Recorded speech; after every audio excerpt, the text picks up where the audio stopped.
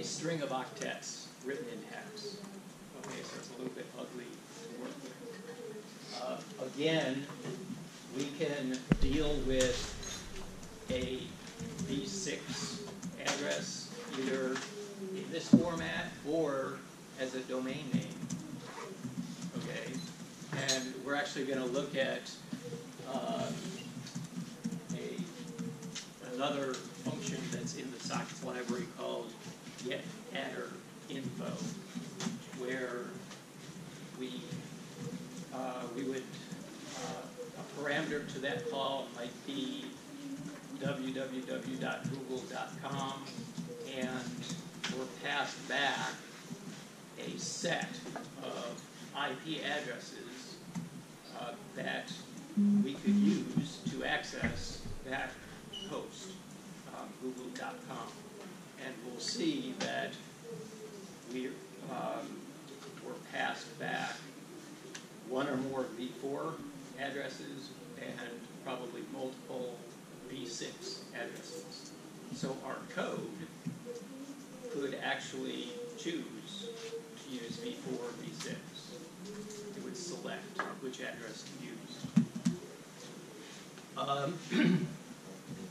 Okay, there's other things that we'll come back to related to V6 address, but just wanted to make sure that we saw one.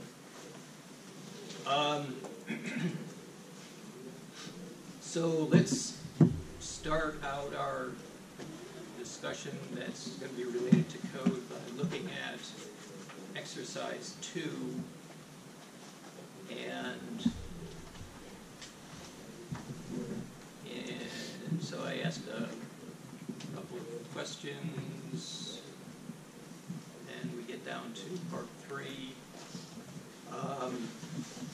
Okay, so in the JIT code repo, we'll see this code, Donahue simple UDP, and it's coming directly from chapter 4 of Donahue.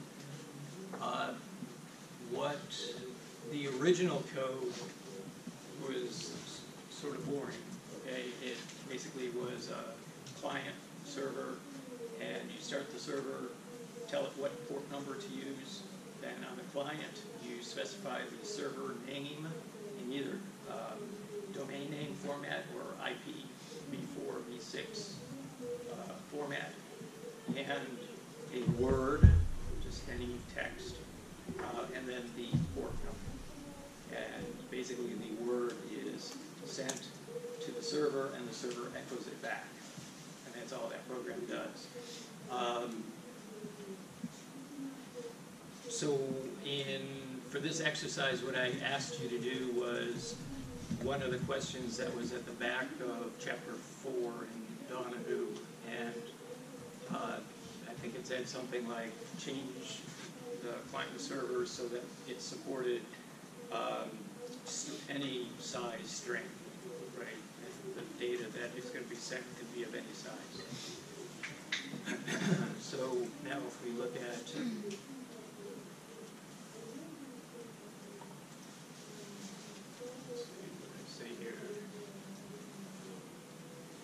so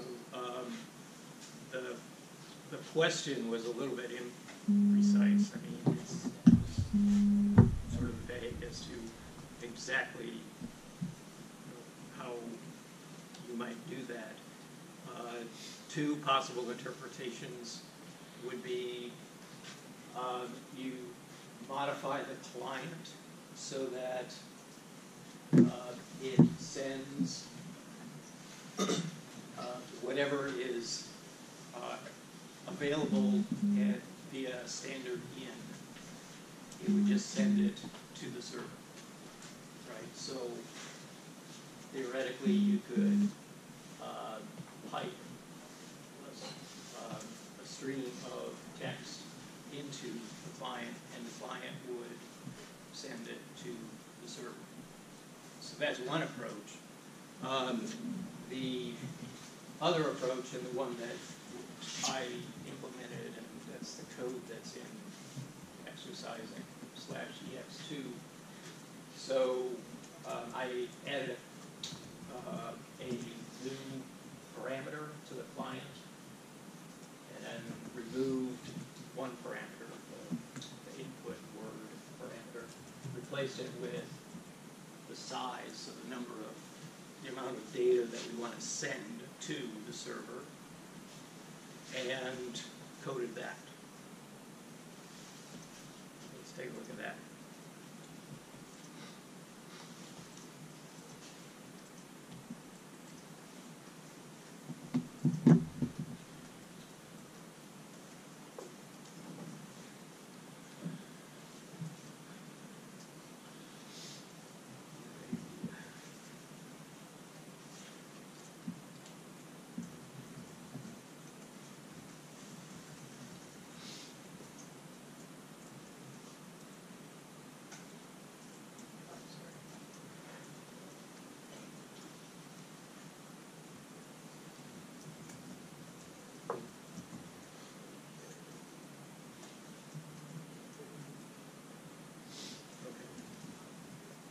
So let's make sure that this runs.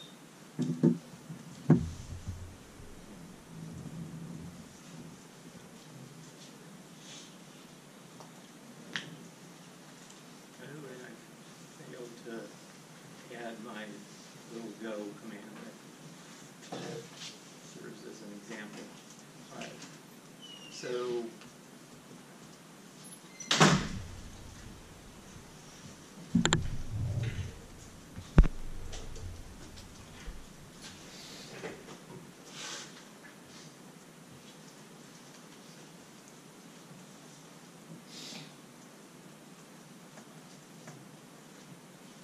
so I'm going to run the server here.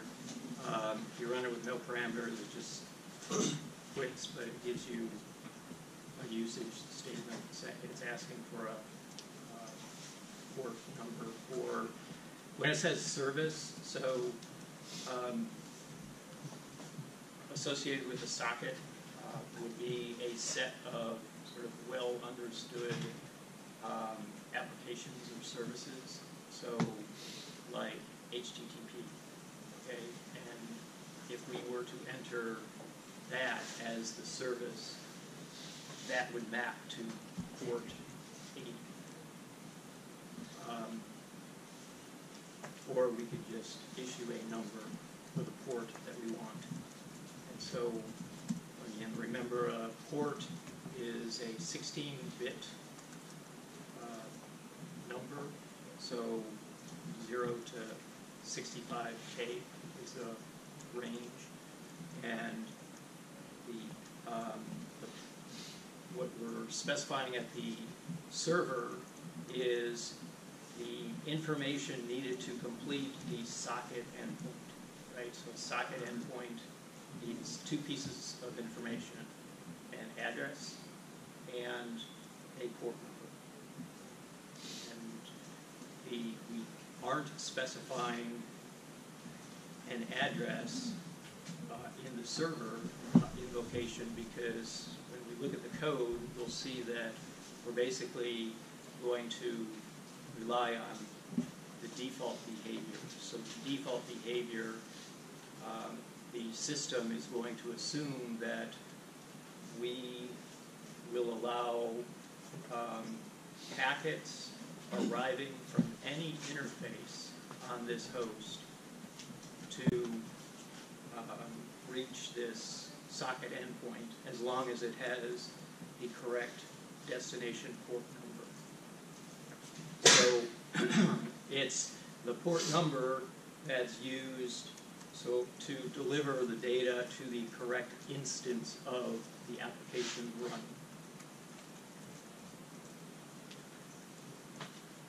Okay,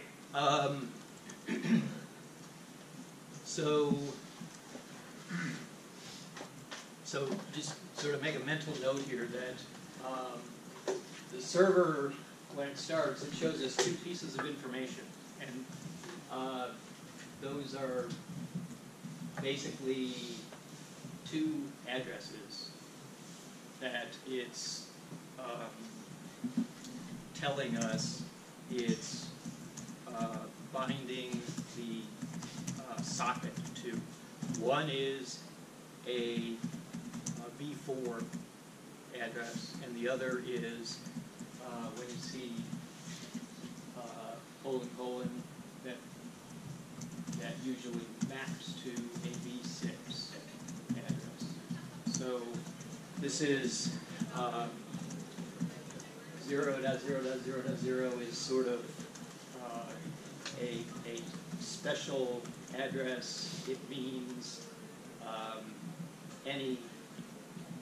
it means all interface, all V4 addresses that are assigned to any interface are allowed to access that socket. Same with the ...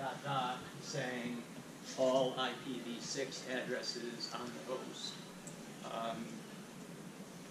are allowed to send forward packets to that socket as long as the destination port is 5,000. Yes? So just a question. For some of those specific ports, like 80 or other, is there anything particular about the port itself, or is it just custom that it's used for HTTP? Okay, so that's a really good question. So it's, you hit the right answer. There's a number of established internet applications that have been assigned these port numbers, like port 80 or 22, 23 for SSH. And so basically, ports that are numbered, that are less than like 1024, are typically in that area of already allocated, or they're considered off limits to normal applications. In fact, let's see what happens if we try 80. Okay, so it depends on the system as to exactly how it's going to enforce some of these unofficial rules. In this case, the stack most likely won't allow us to use any port under 1,000. And there's some other blocks as we move from 0 to 64K of special ranges of ports that we probably would not be allowed to access, and typically like 32K and above on some systems has been sort of defined as the port space that will be allocated to the client program when it starts. When we see the code, we'll see that the client never issues a bind. So there's no notion of what that port number is at the client side. And so the client is, the typical network program is going to rely on the default behavior of these systems, where it will allow the system to allocate a port from that block, 32K and above. It's called an ephemeral port. And take like the next not used port and assign that as the port for the local client. Okay, so usually anything in the 5,000 to 10,000 number range for a port is safe. If we were to try to start the server twice, so 2 instances on the same machine, and the first instance we ask port 5,000, the second instance, if we were to also ask port 5,000, we would get an error on the bind call, because it would say that port is already that similar to the error that we just encountered when we tried 480? Could be. It depends if HTTP is active or not. Yeah, it would actually, right, so it actually could be either, because there would be two potential errors there. One is the port's already been used. Second, a user program is not allowed to select a port in that range. Okay, so, yes? So you said if both of them try to use 5,000, you get a bind error because one's in use. Yes. But so what if you mirrored that port 5,000? Would you still see the information coming to it? Okay, what do you mean mirror that port? So you can set up a mirror, so like everything that goes to 5,000, you also should get it. Okay, Get an error in using what tool or? I don't remember what it's called. I have to look it up. I know what you're yeah. So there is a way to do that, but it's sort of way beyond what you want to get into. Yeah. All right. Now at the client.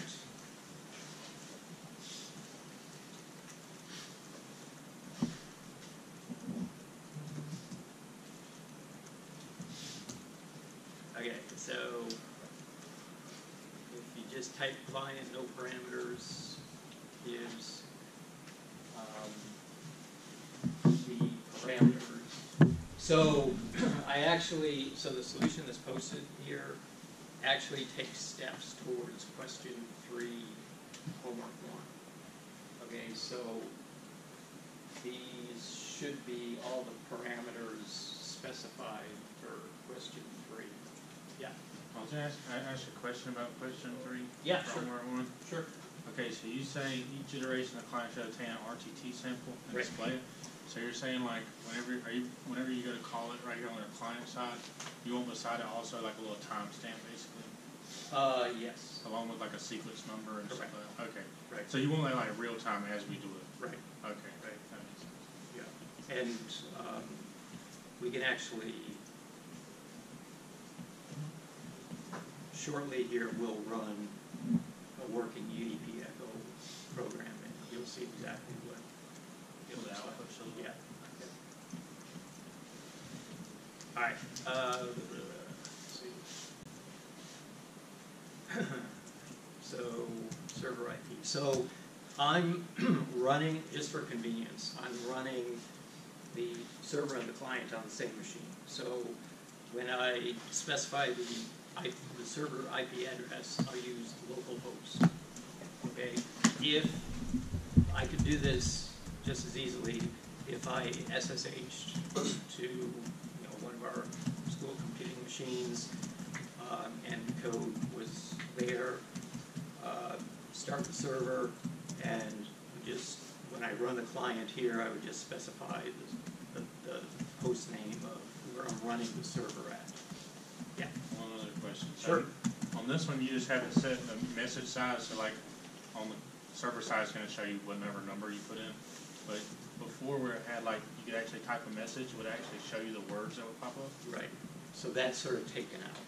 Right. And so the what's the UDP echo program, what it does is at the client, so it's going to look at the message size, and it's going to malloc a buffer that's of that size. And this size can be, let's see, the minimum is 8 times 3, 24 bytes, and I'll explain why in a second.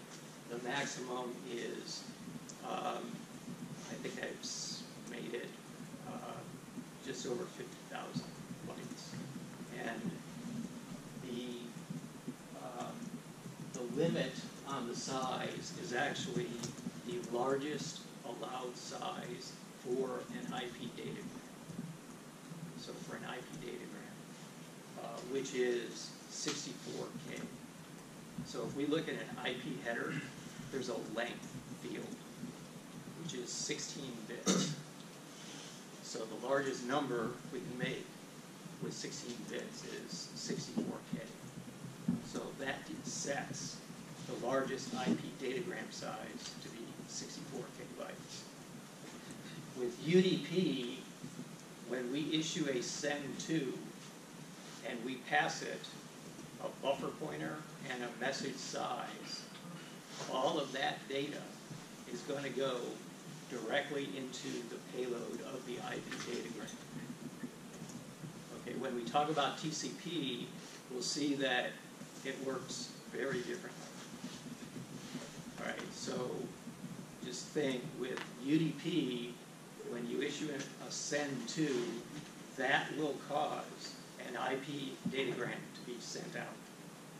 So there's a one-to-one pairing between the send and the creation and the transmission of an IP datagram. So the message buffer is allocated, and it's all bytes are initialized to 0, which really the contents doesn't really matter for the program, with the exception of in question 3 of the homework. I'm asking you to put 2 pieces of information at the top of that message. One is a timestamp. One is a sequence number, and 2 is the timestamp. Okay, so, and then the rest of the data will be zeros. So I'm going to use the example of a message size of 1,000 bytes.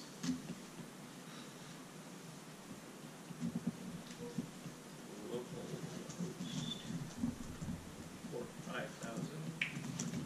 Okay, and so the UDP echo program, just like ping, it does multiple iterations. So one iteration is it sends the message, it waits for the reply, and it also sets an alarm with each transmission. So if a packet is dropped, the alarm handler will run, and it will basically increment a count that says a packet loss. The packet loss count should increment. And the iteration delay parameter is the amount of time in microseconds between iterations. So I'm going to specify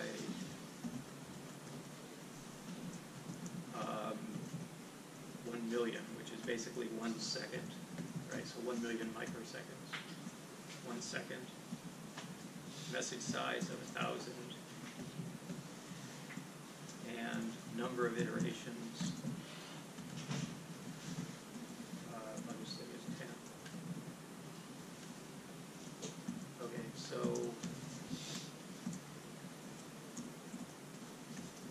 again, this is a partial solution to the UDP echo program, right? So there's enough functionality where the client looks at the message size, looks at the number of iterations. It looks like it does not do anything with the iteration delay. Okay, but it does do, in our example, 10 loops. So the server sees 10 messages come in. Okay, so functionally, it's sort of a partial implementation of UDPN. Okay, and so let's look at some of the code that's behind this program. Let's start with the server side, because that's a little bit easier.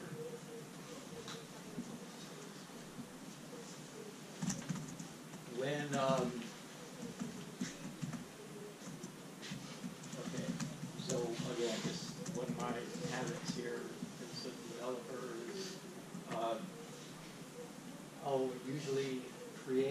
a symbolic link to like the one or two files that I might be editing a lot. So again, the real source file is client.c, but if I say vi c.c, it's equivalent. So basically, it's a symbolic link. C.c is symbolically linked to the name client.c. So that's what that. So vi c.c. This is the client code. Oh, sorry, we're going to look at the server. S.c server.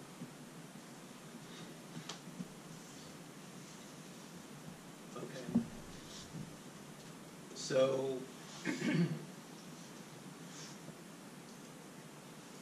all right, so here's the main program, and the first thing we're most likely going to do is set up variables, and I'll just talk through a couple of these.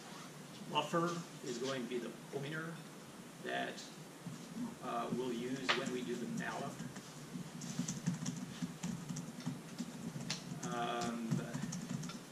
Here we're ensuring that there's at least that one parameter.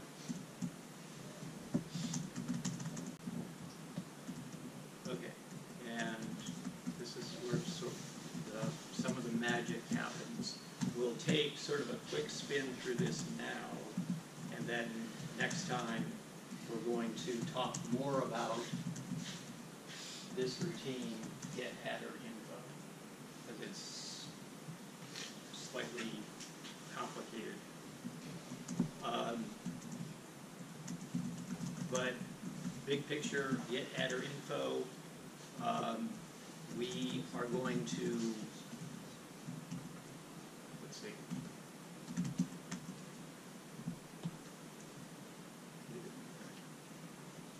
There it is.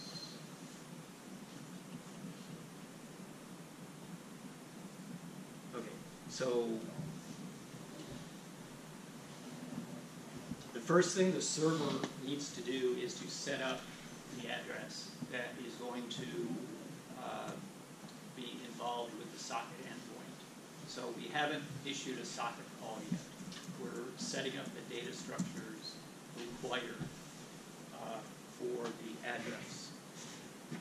And the main data structure is this thing called an adder info, which is what get adder info is going to fill in for us. Okay, and the return, what we're interested in after the call to get adder info is going to be what is pointed to by serve adder. It basically is going to be a list of addresses, okay, that we can use. This program, it looks like it's going to just use the first address that's on the list. Okay. And again, when we look next time in more detail at get adder info, some of this will make more sense. But so for now, just keep in mind we want get adder info to basically set up our server-side address based on the information that we provide through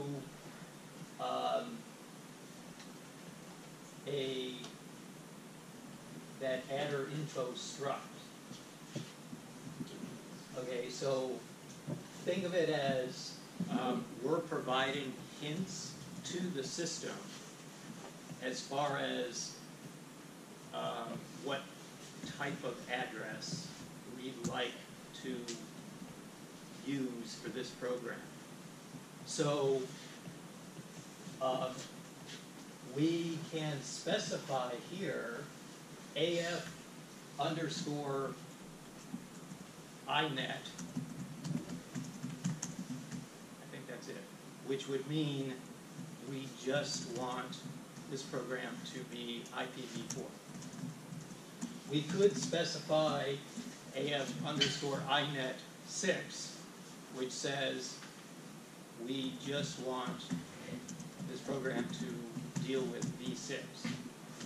Or if we do unspecified, we're saying we don't care, or alternatively, we want both. Okay? And so what's going to be returned is going to be the IPv4 and the IPv6 information, because we've said we want both.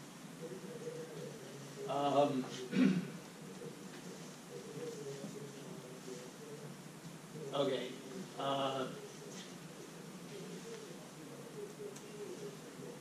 There's some more details that we could talk about, but that's the basic idea.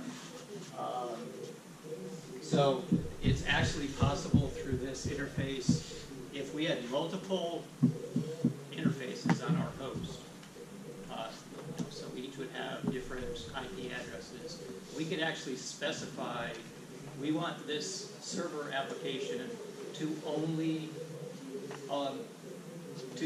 accept data coming in from one of the interfaces and not the other interface. Okay, and sometimes there's reasons to do that, but for most purposes, you want to use all the interfaces. Okay, so we've set up the server-side address. Okay, so this is the code that causes those two lines to be output. Basically, we're stepping through the list pointed to by serv_adder. And as we've seen, there's two addresses that a v4 and a v6 address that is going to be bound to the socket. Okay, we do the malloc. Okay, so when we run the client, we indicate the message size. When we run the server, it doesn't yet know what the message size is. So we are going to specify a buffer that's max data buffer. It's a pound define, which is set to that 50,028 number I mentioned. So that's the maximum size that this program is allowed to set. Memset just causes all bytes in that buffer to be 0. Signals, okay, so we talked about signals. We do want this server, when it's running, if we issue a Control-C, we want our own handler to run before the program terminates. And so that's what this call is doing. We're saying if a SIGINT is issued to the process that's running the server program, call this function, Control-C code. And there should be a routine here. Doesn't do a lot. So should the function name be like a function pointer or just a string with the function name? So in C, this is how you would do it. It magically knows to make it a pointer.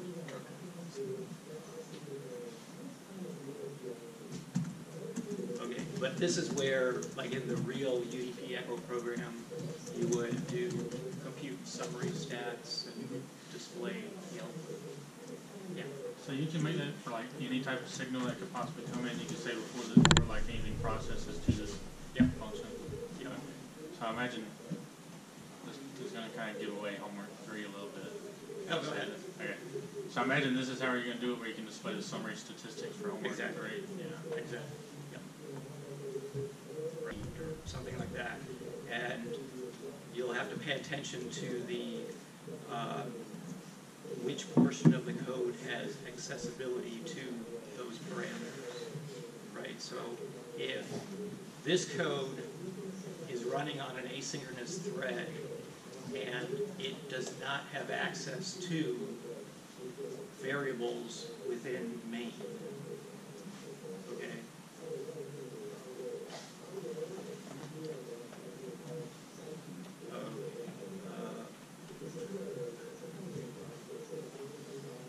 Okay, so here we've set up the address.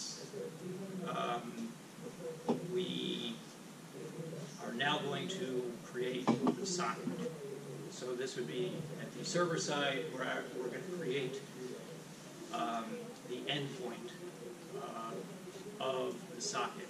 And so if we do a man socket, we get the syntax required, and so it's domain, type, and protocol. Domain is family, so AF_INET, or in this case, it's going to be the unspecified. It will allow either V4 or V6. So AF_INET and AF_INET6 reflect the two stacks. And I actually am forgetting the name of the family value that we would combine the two, but that is what is being used because we want this socket to support either. Socket type, this is a UDP program, so it will be, this sock type will be set to the correct value that represents UDP. Other options when creating a socket would be TCP or raw. Time flies in this class. Jeez. All right. So the next thing the server has to do is to complete setting up that endpoint, socket endpoint, is to bind the address to that socket. And it literally is the bind. Okay, and so we're just passing the socket descriptor and the serve adder that has been all set up. And then after that, we're just in a loop, receiving and then sending. And this is where I'll pick up next time.